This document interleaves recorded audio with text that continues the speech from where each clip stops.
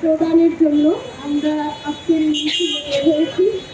আমরা চাই একটি মানবিক নিরাপদ বাংলাদেশ করতে এবং নারী সমাজের সবচাইতে বেশি মর্যাদা প্রতিষ্ঠিত করার যে দায়িত্ব, এই দায়িত্বটা মূলত বাংলাদেশ জামাত ইসলামী কর্মজীবনে আসবে।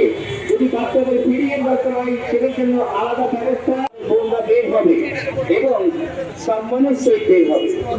বাংলাদেশে জামাত ইসলামী সরকার গঠন করলে নারীদের জন্য আমরা বলেছি যে ব্যস্ত আওয়ারে ডবল ডেকার বাসের মাধ্যমে সুরক্ষিতভাবে তারা যেন তাদের নির্দিষ্ট গন্তব্যস্থানে পৌঁছাতে পারে সেজন্য ট্রান্সপোর্ট ব্যবস্থা করা হবে ইনশাআল্লাহ।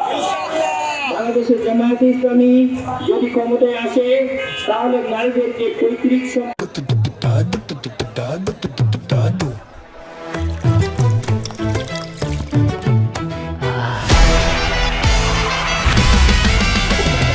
আজকে সন্ধ্যা দিবা সোনা গুনিয়া গুনিয়া রে, আজকে সন্ধ্যা দিবা সোনা গুনিয়া গুনিয়া রে, আজকে সন্ধ্যা দিবা সোনা গুনিয়া গুনিয়া রে, আজকে সন্ধ্যা দিবা সোনা গুনিয়া গুনিয়া, আজকে সন্ধ্যা দিবা সোনা গুনিয়া গুনিয়া।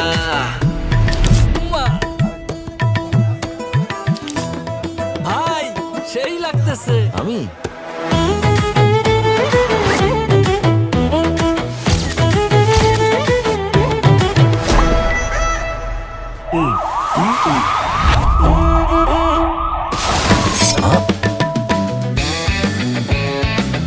অনেক তো হলো। এখন থেকে চাঁদাবাজি কিংবা যে কোনো অন্যায় দেখলে সাথে সাথে ছবি, ভিডিও, ভয়েস কিংবা টেক্সটের মাধ্যমে পাহারাদার অ্যাপে জানিয়ে দিন। ব্যবস্থা গ্রহণ করা হবে মাত্র 24 ঘন্টার মধ্যে। নিরাপদ বাংলাদেশ গড়ার লক্ষ্যে আমরা প্রত্যেকে এক একজন দায়িত্বশীল পাহারাদার। অন্যায় অপরাধের অভিশাপ দূর করার লক্ষ্যে আপনার এবারের ভোটটি হোক দাঁড়িপাল্লার লক্ষ্যে। চলো একসাথে গড়ি নিরাপদ, চাঁদাবাজি মুক্ত নতুন বাংলাদেশ।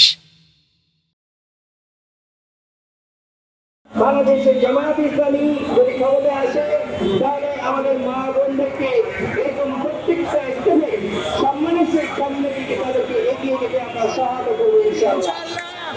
নারীদের কর্মঘণ্টা কমানো মানে আরো কর্মসংস্থান বৃদ্ধি পাবে, তাদের কর্মসংস্থান কমবে না।